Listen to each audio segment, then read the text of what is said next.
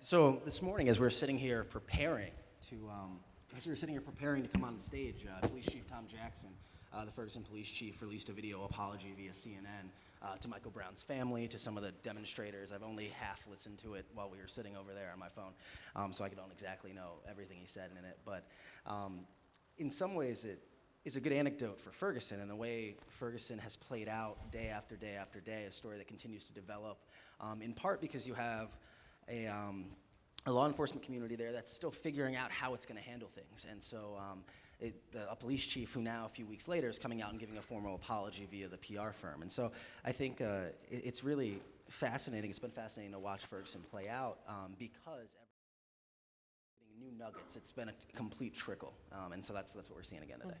So Wesley, why don't you start by telling us how you got assigned to this story, and then tell us about a little bit of the work that you did while there. Of course. So the first I heard of Ferguson was actually from a good friend of mine, Brittany Noble, who's one of the local television reporters on the ground who lives in Ferguson. And she was the first reporter on the ground the day of the shooting on August 9th. She left her engagement photo shoot to go to cover this shooting because it was a story in her community, in her coverage area. And she got that remarkably compelling video of Michael Brown's mother trying to get to the body, or screaming and wondering why the body was still on the ground. And I think that when we look at Ferguson, the whole arc of Ferguson, a lot of it's about the power of video. In so many cases,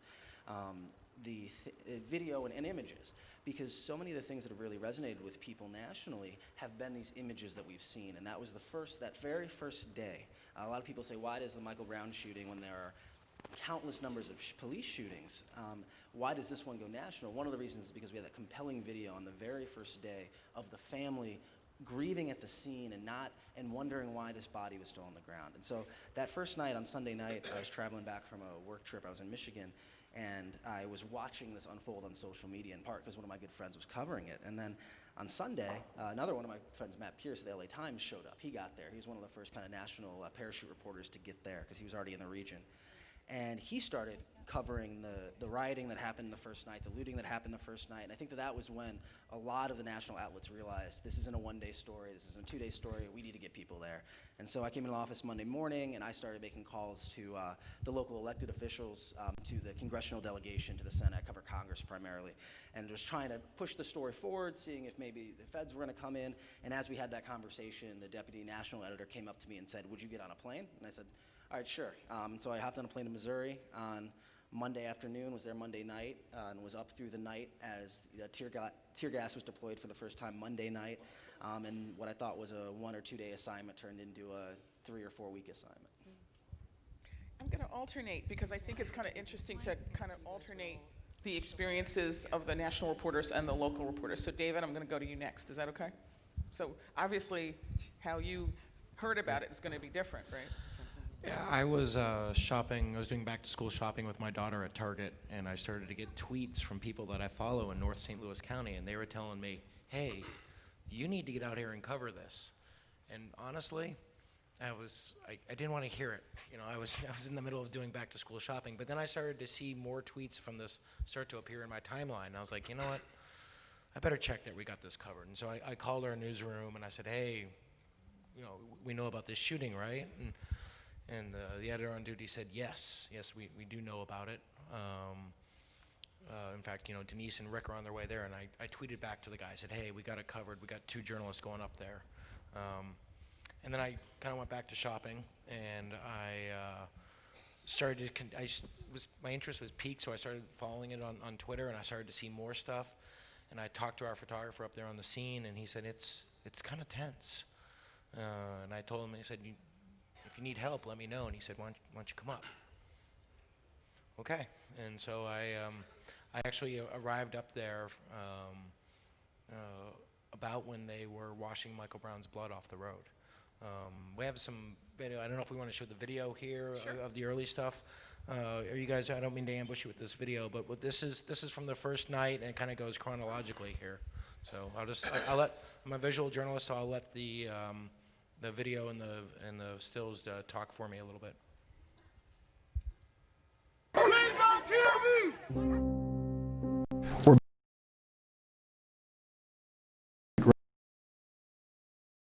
the phone by Tremaine Lee, who has been in a tear gas cloud for the last 20 minutes. Tremaine, what's your situation there now? I've tried to get away from the smoke, but I can barely breathe. My nose is burning, my lungs are burning. I can't.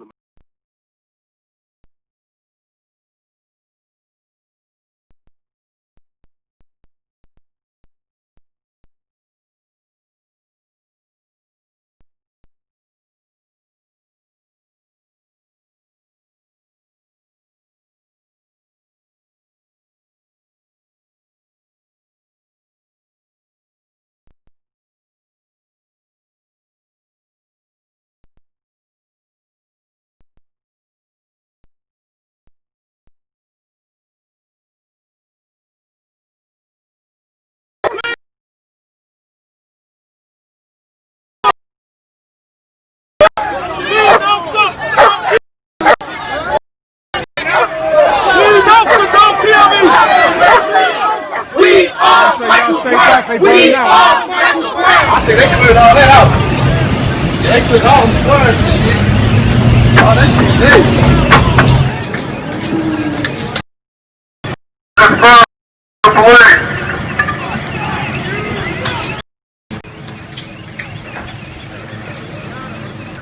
Return to your home.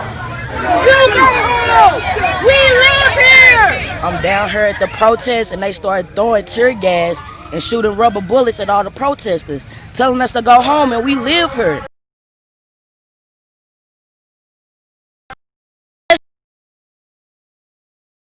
For why they shoot us in our own neighborhood. If we fire gas, you're going to take this section back. We're going to take the middle section. The other state guys are taking the quick trip line.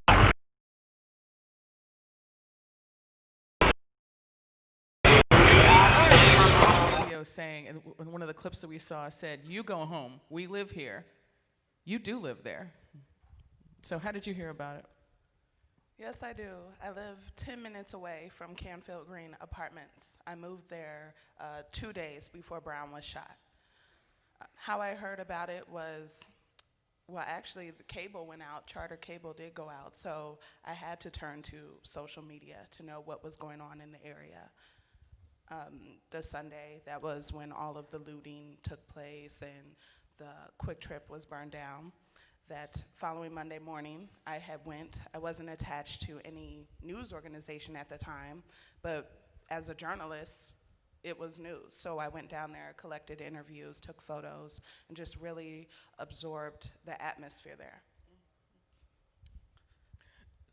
Tremaine, so then tell me how did you hear about it, and how did you get assigned to the story, and then take it from there.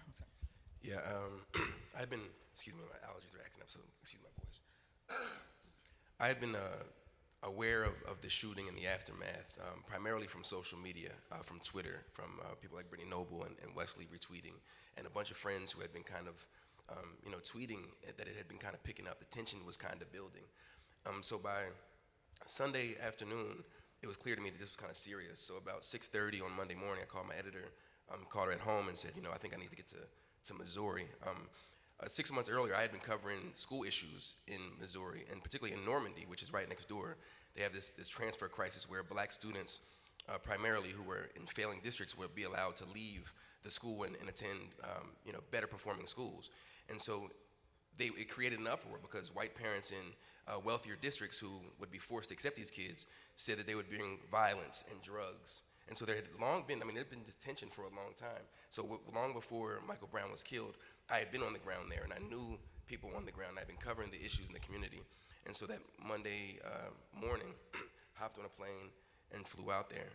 And kind of like Katrina before it, and Jenna 6 before that, and Trayvon Martin before it, there are stories that are so obvious, that so obviously speak to these kind of two different worlds we speak of in cliche terms. But when we talk about the way we live, we also need to talk about the way we die. And there's a clear difference in the way that black and brown people die in America. And so sometimes we talk about it when it's an election cycle or there's some sort of bad policy. It gives us the opportunity to address this. And I don't think we do a great job at addressing it. But like Trayvon Martin, when it was, he was unarmed with a pack of Skittles and Arizona iced tea. When you start hearing about some of the details in this case, which again, we're still parsing through all the actual details, but that he turned with his hands up, that he was shot 35, 40, 50 feet away from where the confrontation began. From a journalistic perspective, the story was kind of already clear. We already see that something, as my mother would say, something in the milk ain't clean. There's something happening here. And then so when you get down on the ground and you look at the history of not just Ferguson, but Florissant and Normandy and all these county municipalities, it was kind of clear. But I also have a video, and I think it's interesting from a journalistic perspective. I still have 1 foot in analog, right, and I have 1 foot in digital. And so this offered the opportunity to tell stories in print, to use social media. And Wesley Lowry, I can remember being at a press conference with him that Monday and seeing him typing away, and I said, okay, let me step my Twitter game up a little bit. I really did. I'm kind of old school a little bit, saying I'm here to pay attention to the press conference. You know, I'm not playing around on social media. But when you really realize that people are really getting their news and information from Twitter, this was a clear indication. And so I guess we can play this video. And also I work for MSNBC, so TV, print, and social media. Eyes are numb, Bernie. You just can't escape it. The people behind me are more frustrated. They're vocalizing that frustration. Temperatures are rising and flaring. You have the uproar of Sunday, Monday, Tuesday, Wednesday, Thursday. Here we are at Friday, and now there's news of some store for a 99-cent box of mini cigars. It doesn't make sense to a lot of people, and it seems like, again, a smokescreen.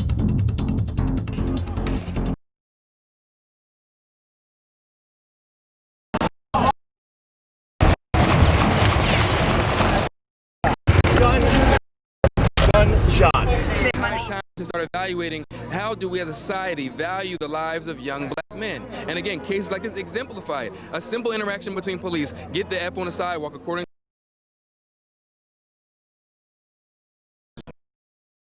Doing just outstanding reporting for MSNBC.com.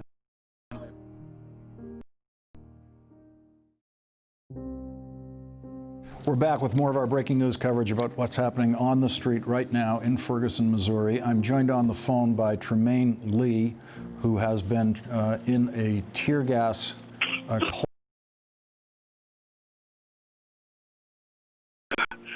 Try to get away from the smoke, but I can barely breathe. Choose to go. How did that all come about for you?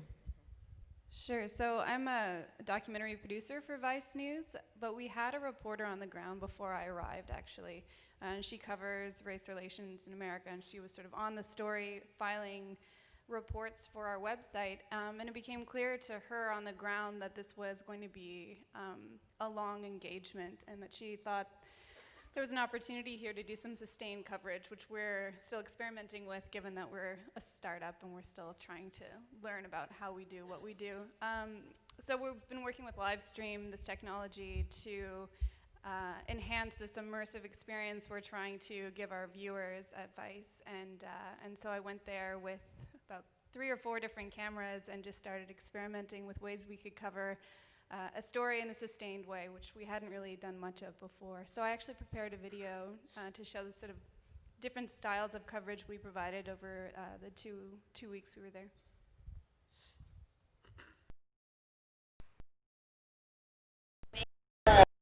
The National Guard has arrived in Ferguson. Press journalists! Hey, let's get going. Down here.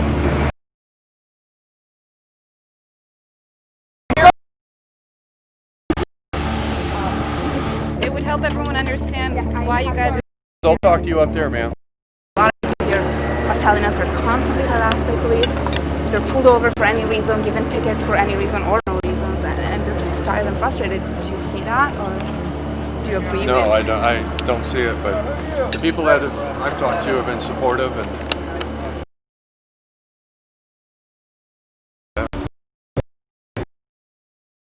been arrested right from police officers, and we're going back to police headquarters. Just saw a guy that looked like he had been cuffed get into this van over here, and then we're now seeing another guy who's shirtless. Are searching him. I need you to shut your camera off, man. We're going.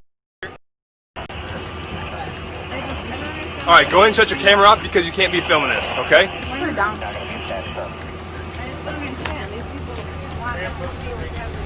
Yes, I'm gonna escort him up here. All right. Go ahead and put your camera down or shut it off for me, ma'am. All right, that's per my command.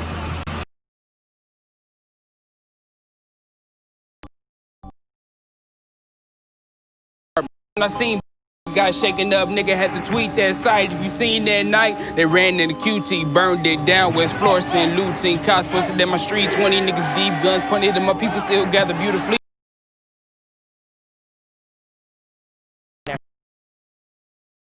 Look at this. Look at this. I'm suing.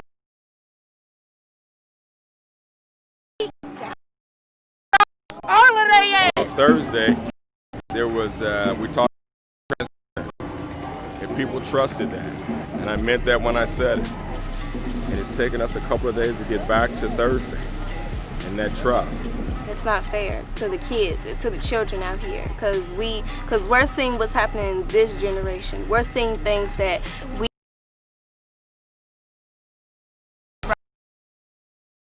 This community, in this neighborhood, we are.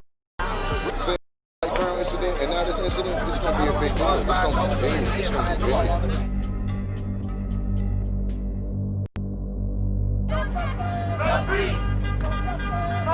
It was very hard to raise African American males in the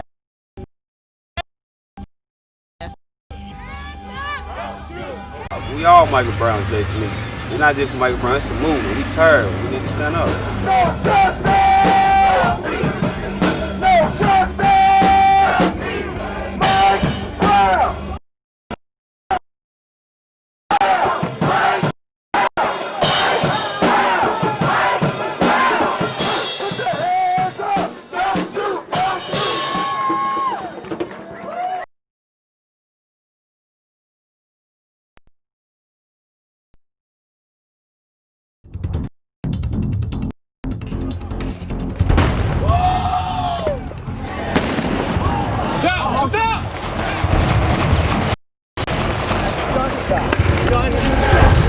Gunshot.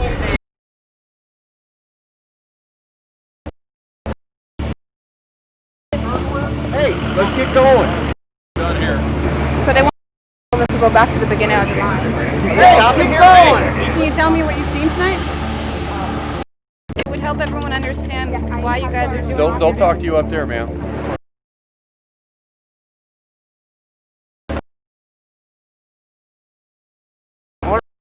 They're just tired and frustrated. Do you see that, or do you agree with? No, I don't see it, but the people that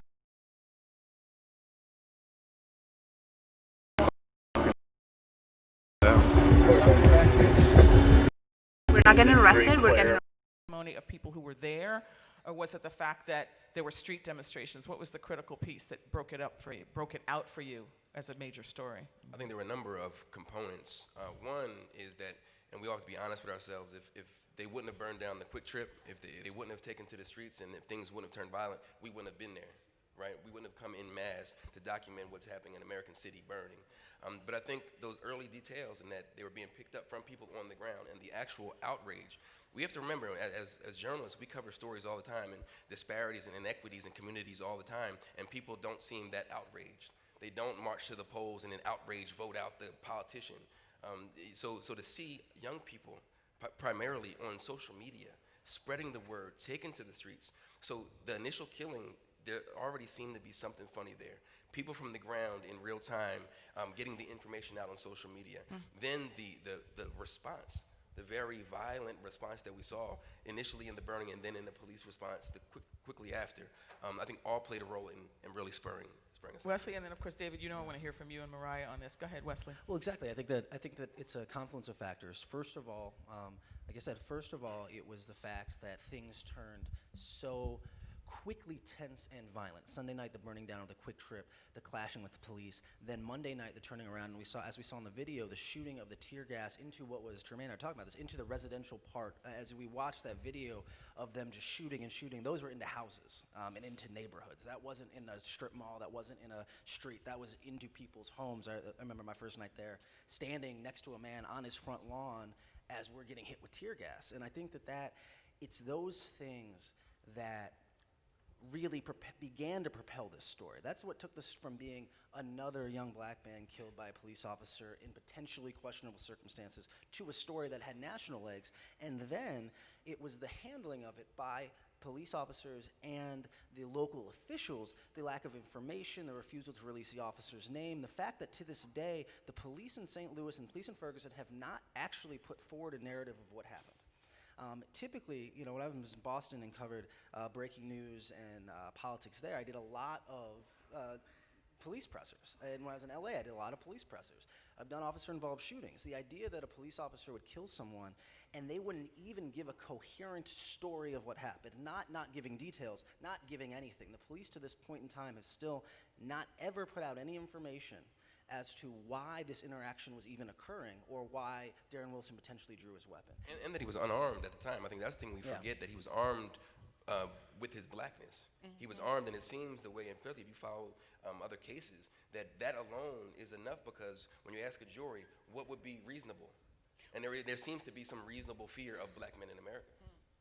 So David, how is this sitting with you? I'm curious, because it's reasonable to assume you would have covered this anyway, despite the national attention, whether there had been national attention or not, right? So talk to me about how are you hearing this, about what sort of elevated it to a national story, and I'm interested, to the degree you feel comfortable, I'm interested in your assessment of how this story was seen as a national story. Okay. You know, I do a lot of crime coverage in St. Louis. I've been in probably, you know, more than a dozen officer-involved shootings. Early on, because of the image of Michael Brown's body laying in the street that was spreading through Twitter, that was drawing in more people there, and there was a lot of outrage with that. People were really upset with that, and people got really, you know, upset with the fact that his body was out there for 4 hours. And you know, I talked with some people on the ground there, and I said, that's not unusual, but people were outraged by this because they could see the body. It was right in the middle. It was literally down the yellow stripes in the middle of the street. But honestly, I had a conversation with my boss on Saturday at about 6 p.m. and I said, I think it's over. 6 p.m. 6 p.m. on maybe 7 p.m. on Saturday. On Saturday? The crowd had dispersed from the scene, and they'd said they were marching down to the police station, which was a couple miles away. And I went down to the police station, and no one was there. And I talked to our reporter back on the scene, and she said there was no organized effort going on there. And I told my boss, I'm like, I think it's over. And I actually stopped at a Subway to send in some pictures, and then it literally exploded. You know, the police came back in, fire trucks came back in to put out a fire that somebody had set, and the police came with the fire department, and the crowd moved in mass towards the police with their hands up and stuff, and that's when it was getting dark, and the police officers brought out the dogs and the tactical rifles and stuff, and really the crowd shouted them down and made them leave. It was a very tense night. We were having a conversation with a couple of the other journalists out there about what were we going to do if things got very violent. Where were we going to meet as a rally point? So let me ask this in a better way. Is there a difference between how you see the story as a local reporter and you think how the national media has seen it or covered it? Do you think there's a difference in what you think is the core story there and what other people think is? And of course, Mariah, I'm going to hear from you on this too. You know, I think our local coverage helped draw in, I think our initial local coverage helped draw in the national media. I think some of the pictures and stories that we did helped get their attention. It was like, hey, this is a big deal. And I think that's part of local media's job, you know, along with social media, is to verify. I think there was a lot of things being spread on social media early on that were not correct. And I think like what? You know, people were saying that, now you put me on the spot. Hey. Well, think about it. You can come back to it. Mariah, what about you? Is there a difference between how you think you see this story as a local reporter and how you feel some of your national colleagues are seeing it? Definitely. I don't want to talk down on all national people, but I did see some nastiness from them. I feel, as being local, we have a sensitivity toward the community, and it is harder for us to emotionally remove ourselves from the situation. I feel most national people, they come in they are experienced with this type of story, so they know what shot they want, they know what story they want to get, and sometimes that actually entices the protesters and changes the story altogether just from their presence. I mean, for the most part, we have that compassion that national news lacks. For whom? Compassion for whom? For the event, because it is in our backyards. We can't just go take a flight and it's gone. We see these people, we shop at the same stores as them. It doesn't matter what side of the fence you are, you still are connected. Talk a little bit more about what side of the fence you're on, because obviously, Wesley, one of the big moments was the fact that you got arrested. And it's also it is a fact that oftentimes the first people you hear from when you cover local news are the police. They are your first sources, right? Yeah. So sometimes there's that tension. So talk to me a little bit about that, experience. Well, I think that... Did you think you were going to get arrested, by the way? No. I mean, I don't ever go to my job and do my job and expect to have my rights violated. No, I don't mean that. I don't mean it. I hear you. But I'm just saying, was it just a thing where you felt that people were looking for somebody to arrest, that it was like that? Or I thought the police were going to kill us. I never thought I was going to get arrested. I was never scared of the protester. I mean, again, those of us who spend time on the street know that during the kind of the core few days of this, you had police taking sniper positions with weapons pointed at them. And then some 13-year-old throws a water bottle at a tank. If you never watched a water bottle hit a tank, and it's the police decide how they're going to respond, it's absolutely horrifying. And so I wasn't particularly expecting an arrest. And again, it wasn't. I think that me and Ryan Riley, the Huffington Post, got a lot of attention for that arrest. But there were more than a dozen journalists who were arrested for all types of reasons, all of which involved things like, hey, why can't we shoot a photo from right there? Okay, put them in cuffs.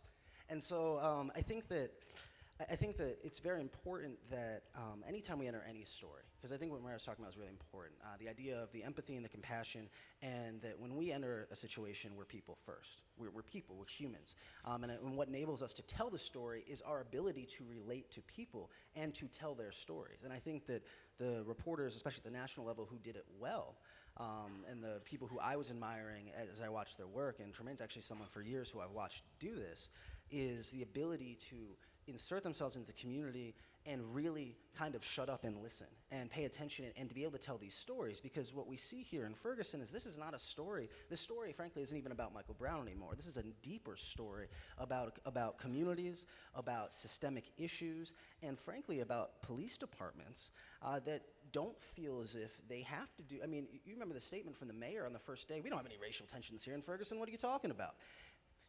Not just the first day. I mean, we're 60 days in, and the police chief's apologizing to the family. I think a reasonable person might wonder why that took a month, 2 months. So I think that's a big part of it. I think that none of us who came in expected this to be a media story in any way. But at the end of the day, we come in, we have a job, and our job, frankly, is to hold the feet of powerful to the fire and to ask the hard questions, to be a voice for people of Ferguson who felt as if they previously have not had voices and who now, because of this terrible, tragic event, feel as if maybe now they are empowered to speak out of what they believe to be an injustice in their lives. And it's our job to magnify that and to ask those questions. Well, speaking of which, the police, though, David, they felt, it became clear in the reporting, that many of them felt that they were not being heard. They felt that they were doing the job they were asked to do. I think that came clear in some of the clips that you just played. They felt that, talk to me a little bit about that, because the fact is the police are often the first sources that reporters have. They are the first people we talk to. They are the first people, and it seemed clear in the reporting that a lot of them felt like that the media had decided what the facts were. They have a different narrative, and I want to know what you heard about that side of the story. You were embedded with the police at one point. I could see from the vantage point of some of the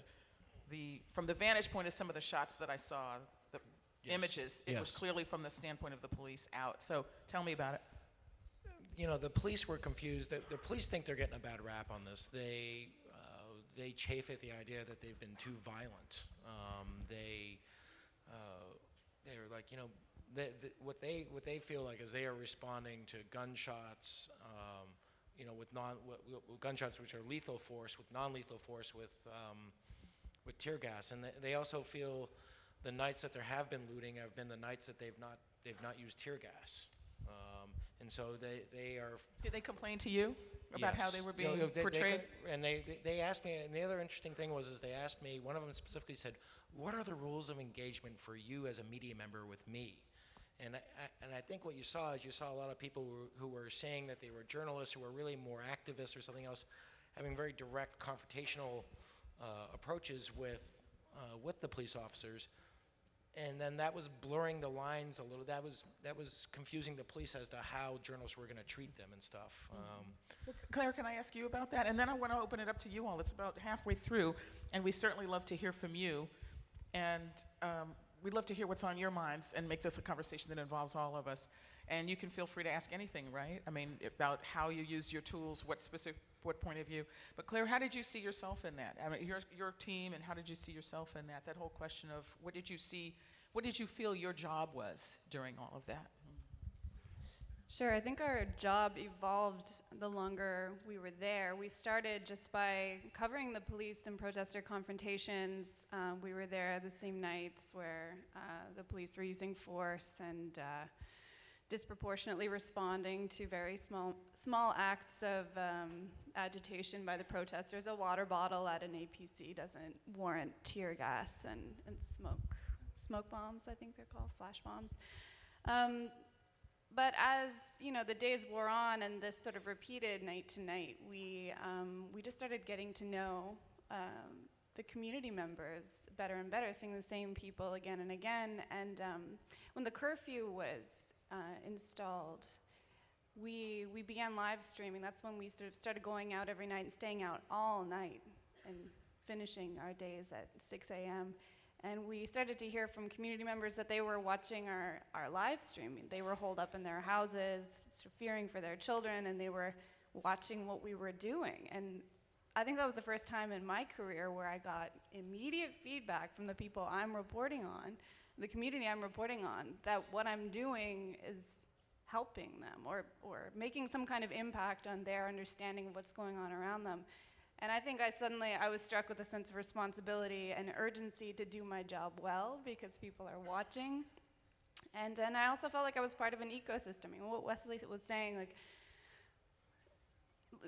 doing our job, just paying attention and listening. I felt like on, the sort of local versus national reporting dichotomy doesn't really, I think that doesn't really matter so much as the individual reporter doing their job well. And I saw people on all levels of media sort of starting to partner with community members, starting to revisit the same stories.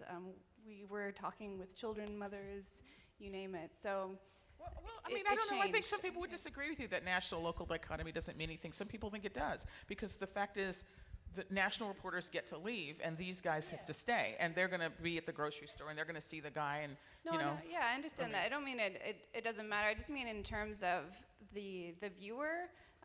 No one's a dedicated there are dedicated Washington Post readers and MSNBC viewers and Vice News viewers, but in the space where the public accesses the story, they're not really choosing local versus national. They're just looking for the story. So I think we're an ecosystem of media here, and we all sort of have our different takes. And if, as someone who covers stories around the world, I'm always parachuting in, but I'm still listening. I'm still doing my due diligence. I'm still paying attention. I'm trying to use compassion and empathy as much as I can, and place myself in the shoes of the people I'm reporting on. That's our fundamental task as journalists. So. Let's open it up. Hi, excuse me, I'm Ed Madison with University of Oregon. I found it interesting as we looked at the video clips, there was a very different sense of the way the stories were represented in terms of how Vice represented it and MSNBC, and I'm just curious, as we're here in this room together and looking at, Vice just recently raising $500 million, I'm just curious about how the other panelists and people in the room think of, just in terms of the different style, music, bed under the story kind of way of representing news. And is that where we're going? Right. Well, that was a sizzle reel with music. We didn't put flashy music and drum beats under all of our reports. Although that is something we employ. It's a convention in documentary film, and what I'm producing is kind of a fusion of breaking news and more feature documentary. So it's a form that's still evolving, and it is a question of whether it's appropriate to be using music or fast cut editing. But editing is manipulation. Everybody does it. You know, it's just there are different conventions that we're used to, and I think we're smarter viewers now. We can see where these conventions are employed, and I think it's good to talk about it. But I also think our editors are very smart. They're not trying to fool you or give you a wrong impression of what was going on. They're also story producers who are getting the spirit of the story from the footage I bring back. And I think our editor did a good job of capturing the spirit of what happened on any given event or any given night that we were out. Next. This tremendous work, and the other journalists here who covered the story as well. I am in awe of what you have done. Laura Miko of Boston Globe and Homicide Watch. I wanted to ask you what part of the story you were afraid in those days of missing, or what part of the story you remain afraid of missing. Thank you. Who wants to answer that? I think one thing, speaking to the dichotomy between national and local, I mean, just to piggyback a little bit on the comments earlier, I think you're right, national, we can come in and leave. But I also think there's also a coziness because you have to stay there, that sometimes local sources are, and I've been a local reporter in New Orleans during Katrina and everyone parachutes in, that you are talking to the police chief all the time. You are talking to the police all the time, and the DA, so you have this, there's sometimes a comfort level which keeps you blinded in a way where national we come in, I can come after the chief if I want to. I don't have to live there with you. I can ask those tough questions. But I think to that same point, the fear for me is that once it's not this sexy story, and the same thing happens all the time. The first month, everyone's on it. Everyone's devouring it. The interest is high. But now we're waiting for a grand jury. And if everything keeps calm on the streets, our interest dwindles. And then there's another story. So my biggest fear in this particular situation and other stories is that we're going to be missing the real heart of the story. We pumped it up. We were there covering it and devouring it because our readers and our viewers wanted it. And then we're on to something else to that same point. And I think that is the fear, that we're going to miss the heart of the story. How the people pull themselves together after this, and that's my biggest fear. David? And as a local media member, my fear is that we are going to get beat by a national media. I want us to own this story. This is our story, and I am not going to let Wesley or Tremaine come into my backyard and take my story away.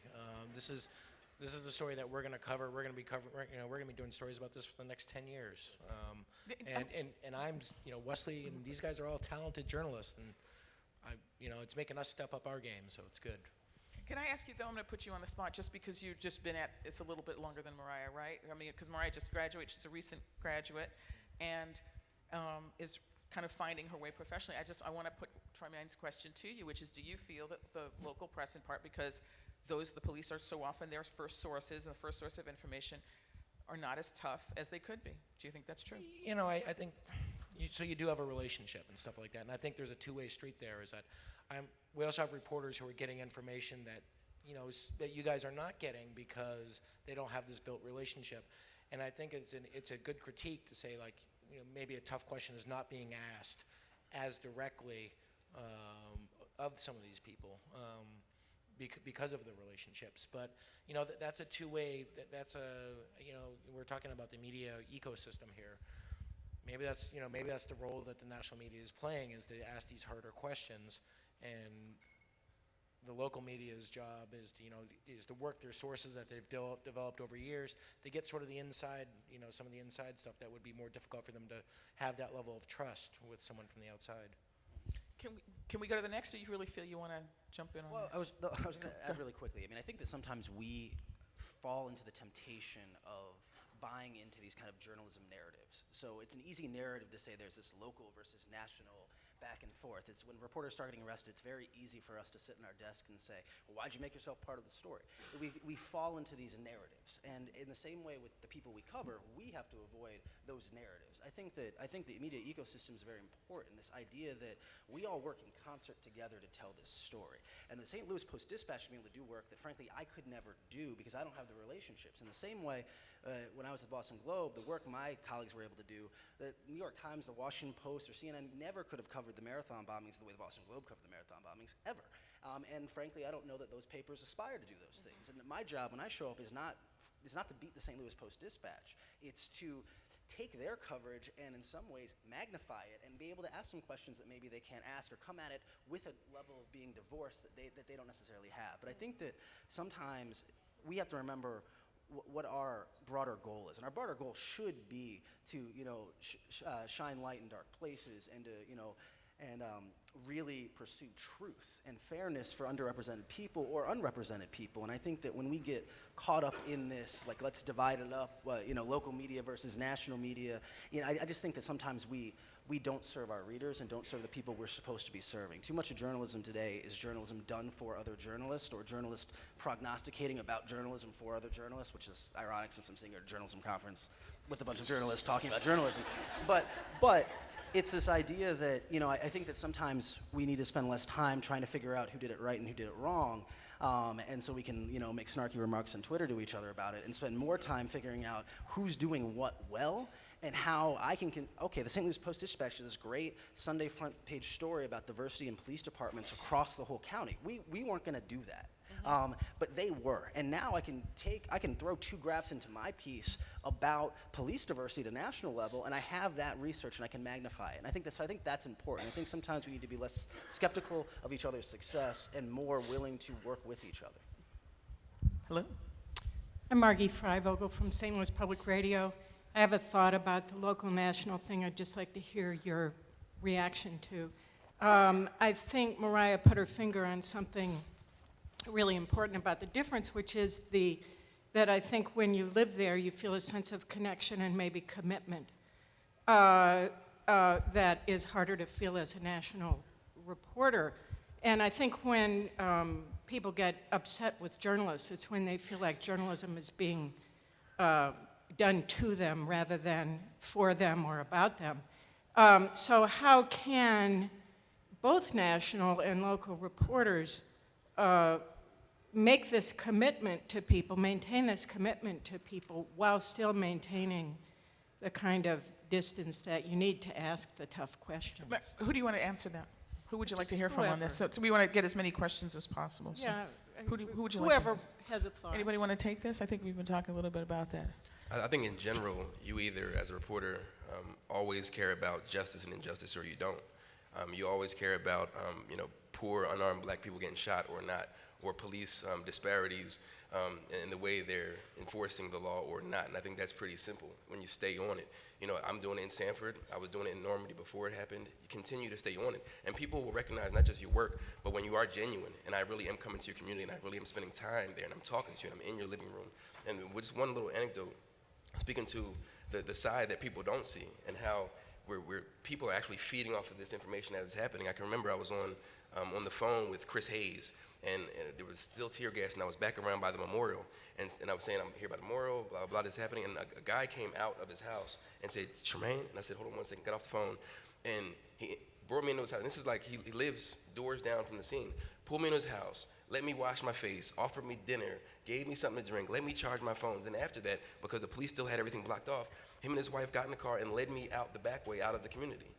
And these are stories, but then again, he is hearing me on TV, and I'm out there, and people are saying, thank you, because without our work, without the video, without people who really do care, would their story have gotten out there? Or would we have to buy into a narrative from one side or not? It's interesting, yeah, exactly. Mark didn't tell you the story, but one of the St. Louis Public Radio reporters, or 2 of them, were keeping connected via Twitter, and when they weren't heard from for some few minutes, people were getting very worried, and it turns out that a family had offered them shelter and, knocked on the door at 10 o'clock at night, and, with little kids in the house, and, that's a very profound thing to do. I don't know if I'm home alone with my children, I'm opening the door to somebody I don't know. It's a very profound, and did they do that because they were St. Louis Public Radio reporters and they knew them, or one reporter had been there for 2 days, she had literally just driven to town. They did that because they're human beings, so go ahead. I scared the death out of a family when I came up in their house wearing a gas mask. So, and I had to take it off. Did they let you No, in? They did. They gave me water. They were great. I actually tweeted out a picture about what a great group of people they were and stuff. So, yeah. So. Hi, I'm Yael. I'm a freelancer and a Beacon Reader subscriber. So following this story from thousands of miles away, the thing that I found sort of upsetting is that I felt like there was a really big focus on like Facebook algorithms and like arrests of journalists, and I felt like it took a little bit away from the real issues. Do you think that that's a fair criticism? Do you think that's a fair criticism? Yeah. Okay. I don't know. I think everybody's going to have a different opinion about that. Does anybody really? I'm sorry. I should know better. The question is, the question was that did the focus sort of turn to the journalists and the kind of the techniques as opposed to the story itself? I don't know. I don't know if I feel. Do you want to answer that? Yeah, this is something I think we all wanted to talk about, was the sheer presence of the media and how we affected what was going on the ground. I don't know if that's exactly your question, but I think it's something that's really relevant to this story. There were so many of us at one point that we were encircling what little confrontations there were actually happening, and I think amplifying them to our various viewerships in a way that kind of co-opted the story and took it away from all of these larger themes we've been discussing. Can I ask these guys if they think that's true? Mariah, do you think, you alluded to that earlier, do you think that that's true? That there is, in essence, that the large national presence in some place amplified the confrontations and made them bigger than they were? A little Not bit. national presence period, just presence period. Yeah, what do you it think? intensified the situation, but as far as Wesley and Ryan getting arrested, I feel like that needed to happen and that needed to be a story because the police department is a story. And hey, if it takes 2 journalists getting arrested for the rest of the nation to really focus in on what's going on, let it happen. So, yeah. I think to your point, there were moments where it was actually, as a journalist, kind of embarrassing. And I remember when the tactic shifted from just tear gassing people, and rubber bullets to actually going in and extracting individuals. And I can remember times where like little SWAT units would go into a crowd, and all you see behind them is all these bobbing cameras. And watching that, it was kind of embarrassing because it looked like a feeding frenzy. Are we here to extricate the layers and talk about the way, again, we're living and dying and how it's all playing out, or are we here because of the algorithms? And the one thing about Wesley and Ryan getting arrested, my first thought was, one, it did take away a lot of attention from the story. To your point, it didn't need to happen, but to me it felt more like Wesley and Ryan, they're sidelined now. And these guys are great journalists who have been doing a great job. Now they're out of pocket for hours in the jail, and now the story becomes their situation as opposed to these great journalists on the ground doing what they had been doing. So it was needed and necessary, but in general, it got, again, as a journalist, got kind of embarrassing at a certain point. Well, they didn't arrest themselves, so, you know, it happened. Sir. Hi, Josh Belsman from NBC News. I'm interested, just been really fascinated by the role of police and the coverage of police and the militarization angle of this story. I'm interested in what conversations you had, on camera and off, with the police in that community and other communities, and how cognizant they are of the concern and really the alarm that this has raised about the equipment these departments have and the level of response to peaceful protest. Did they get it, and what kind of conversations or challenges do you face in kind of parsing that and covering that side of the story? I'm going to ask David to answer this question, and I'm going to apologize to the rest of you because I have been asked to keep this session to time because of the need to turn the room over for subsequent events. So I apologize in advance. I don't think we're going to get to your questions. You're all good Twitterati, so I'm sure we'll find a way to get those questions up somewhere. I should have apologized in advance, then it would have been covered for the rest of the day. So go ahead, David. And then I want to ask each of you if you would just give us briefly a closing thought about what you'd like us to be thinking about going forward, if you'd like, or questions that you still have, or something you wish you'd done differently, or just something to take us into the rest of the day, things that we should be thinking about as colleagues. David, go ahead on this question. You were asking about so the police were confused. They couldn't understand why they had this negative perception. And one of the first questions they asked me when I got into their armored vehicle was, well, what do you think? And that's a very dangerous question when you've just embedded with those guys.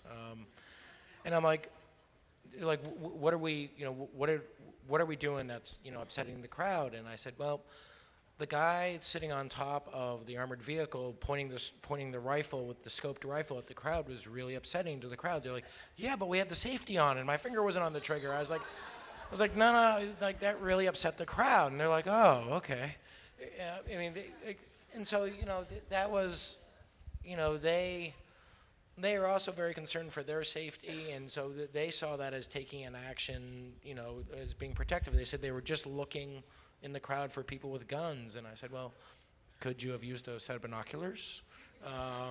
And so it was, there was some, it's very odd to be in that situation because I'm kind of there at their goodwill, so I don't want to say anything to upset them, but they were asking a good question, like what were we doing wrong? And in my opinion, they and Chief Belmar has actually pointed out that was maybe not their wisest move, was to sit on top of the armored vehicle with a gun. So. Let's can you all give us each a closing thought? Just what you would like us to be, and it can be anything you want. You don't want to, Wesley? I do. I don't want to start though. I think we're at the first chapter. The first chapter of the story is closed. Okay, go ahead, David. The first story of this chapter is closed, and there's going to be a lot of more chapters to come. And hopefully we're going to scoop these guys a few times here on the way. So, Claire, take leadership here. Go ahead. Sure. I actually have been getting texts throughout this panel from a Ferguson resident. She was featured in both of our videos. She was actually hit by a tear gas canister, and she's the one yelling and saying she's going to sue. I've been staying in touch with her because I think she's an incredibly well-spoken resident, and she can represent the issues of Ferguson residents better than anyone I've talked to. I asked her regarding the memorial burning down and the confrontations from the other night. Does she think it's going to get bad again? She writes, I don't know, our elected officials' actions tell the people that their demands won't be met, ... I guess my final closing point is that, we're, like I said before, we're part of this ecosystem. We're working in concert as journalists, but when you're on the ground, if you do find yourself around hundreds of other people telling the same story, trying to find your own slice of it is really important. Forget about everyone else. Keep your head on a swivel, 360. If everyone's chasing the one guy getting arrested, turn around and see what's going on behind you. There's probably someone like Samantha who's got a really important story to tell, and it's our job to tell it. Okay. Mariah? In closing, I would really like to speak to the young journalists out there, the ones that are still in school. I never thought that I would be up here today in this room.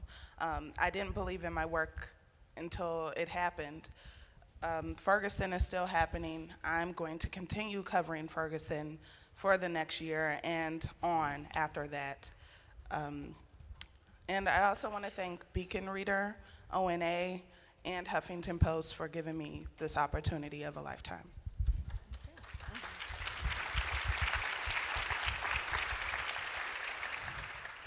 And kind of beyond any altruistic ideas about journalism, clearly algorithms and traffic matter, and we see clearly that people were devouring this information. And so I think moving forward is, how do we facilitate these conversations around this big, huge divide? Because I think when you get outside of the cities and race isn't in your face every single day, people just don't really understand. And you get that when you have conversations with black and white and with all these Americans, people don't clearly understand, but when we're talking about issues of education, we're talking about poor people, black and brown people. When you're talking about healthcare, you're talking about poor people and black and brown people. And moments like this, when the divide is so clear, and they take poll after poll, and one race weighs heavier on the other side than the other, it's clear we have a problem with communication and dialogue, and we really don't understand how we live. So how best can we do that with some depth, with some compassion, with some caring, identify and help, again, fuel this greater conversation so that as Americans, we're all still pulling ourselves together. Exactly. I think that when I think back, when I think about Ferguson, it's not think back, I'm still covering it every day, is the idea that, you know, so rarely sometimes we get the opportunity to write about something or cover something or witness something firsthand that we know actually matters in a macro way. Not something that kind of matters because it's going in the paper tomorrow, but like something that actually tangibly matters, that people's lives are changed or influenced, that this is something that my kids might talk about one day, not something that I'm going to get lost somewhere in a clip file. But I think that, and so that's part of it. I think that the Ferguson story, and part of the Ferguson story, is understanding that there are so many communities like this across the country.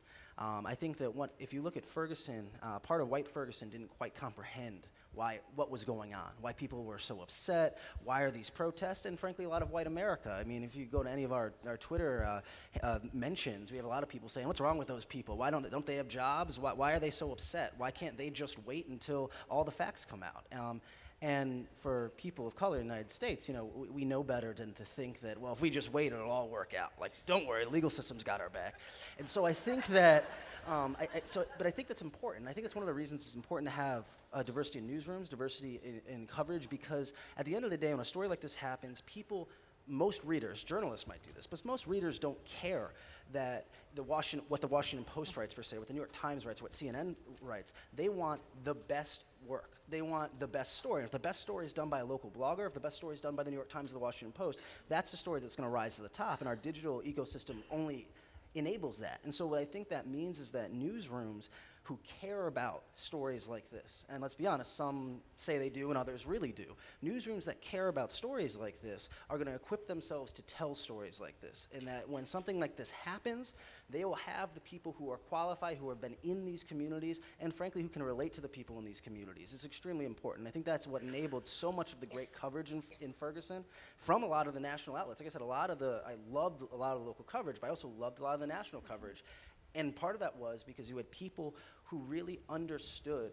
I can walk up to one of Michael Brown's friends or one of Dorian Johnson's friends, and frankly, they're guys like the guys I was out with last night, like my college roommates, like my buddies, because they're 20-something black men. And I can sit there and talk to them about times I've gotten pulled over, and I can relate to them, and it enables me to tell their story. And I think that that is one of the things, if we learn anything as an industry from Ferguson, is that these stories are going to keep popping up.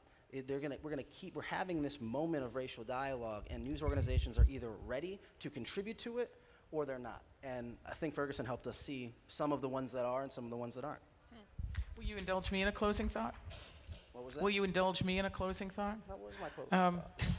Yeah, I'm going to quote the president of the AFL-CIO, which is someone I'm not in the habit of quoting very often. And what he said in a speech in St. Louis last week was this. He said, "Our brother killed our sister's son, and we do not need to wait for a grand jury to tell us how terrible this is. Our brother killed our sister's son." And I would encourage all of us to remember that as a society, we need to tell all of our stories. It is that rare moment when what we do is what needs to happen, which is to encourage people to talk not just to themselves, but to each other. So thank you for starting this important conversation off. Wesley Lowry, Trymaine Lee, Mariah Stewart, David Carson, Claire Ward, thank you for your work. Thank you for starting this off. Thank you.